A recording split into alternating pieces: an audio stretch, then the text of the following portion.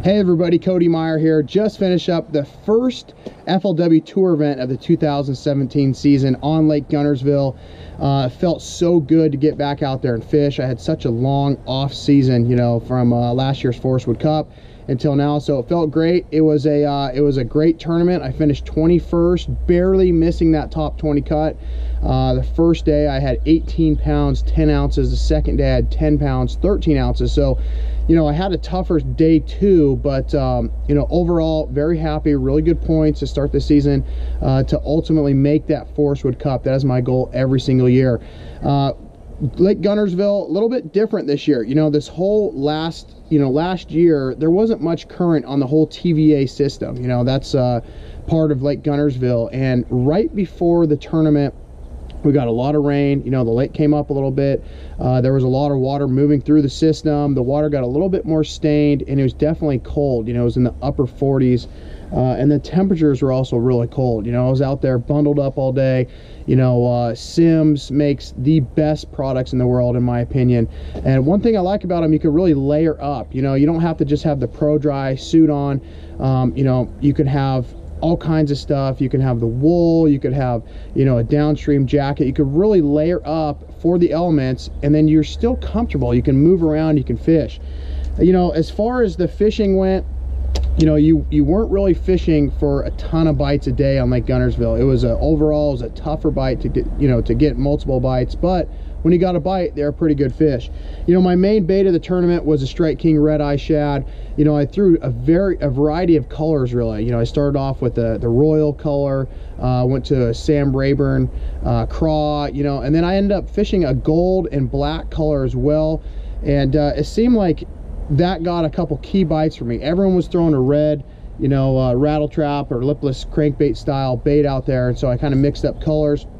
As far as the rod and reel, you know, I was throwing on a prototype Daiwa Tatula Signature Series. This is actually Brandon Ander's rod. It's a 7'3" medium heavy. This rod's going to come out at the 2017 Bassmaster Classic. Unbelievable rod. You know, it's a, like I say, a 7'3" medium heavy. I wanted a little bit longer rod. It's a very versatile rod, but a longer rod with a little bit of backbone, because when that bait would hang up in the grass, you could pop it out, but it's not too stiff to pull the hooks out. I also felt like on the bait, you know, these are owner Stinger treble hooks. I upgraded the hooks. I felt like that was a big deal. These are number 4s. That way when you got that bite, you're not going to lose that fish. As far as the reel, I was throwing a 6:3 gear ratio. This is the new Daiwa Tatula SV. You know, this is an unbelievable reel. I love the T-wing system on there. I feel like you can cast a lot farther than the conventional reel. You know, and a lot of this stuff in Guntersville, you're fishing grass, eelgrass, hydrilla mix, and you're around a ton of boats. So to outcast the competition was a big deal for me.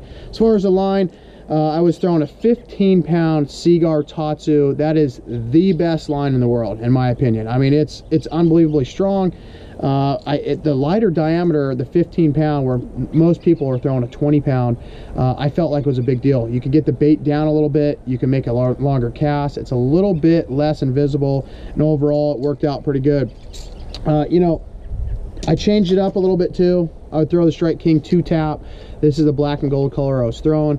The 2-tap's just a little bit different sound of the bait, and what that would do is, like I said, you're in big crowds, you'd throw it out there, just give the fish a different presentation. Again, I was upgrading the hooks, the owner Stinger hooks, and it got me a couple other bites. Now, when I got shallower, you know, again, I'm fishing big grass flats, you know, with current coming down. The eel grass for me was key, and a couple spots would have mixed in hydrilla.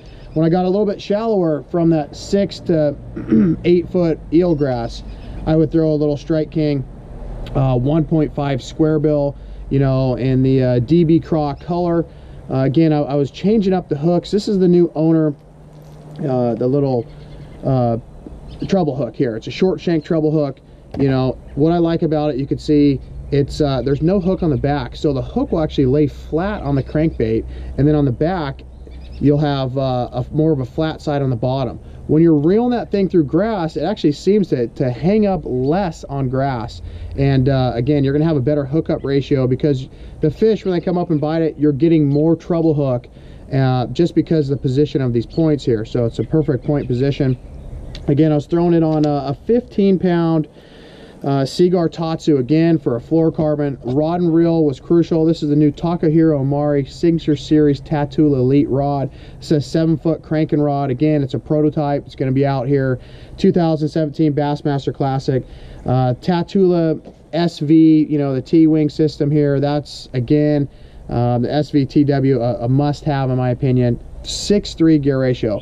The whole key for me with both of these baits was throwing it out there, fishing it really slow, making contact with grass and popping it out. That's when you get your bites. You know, I tried throwing plastics, flipping, stuff like that. You just could not get those fish to react. So it was all about throwing it out there, hanging it in grass, popping it out.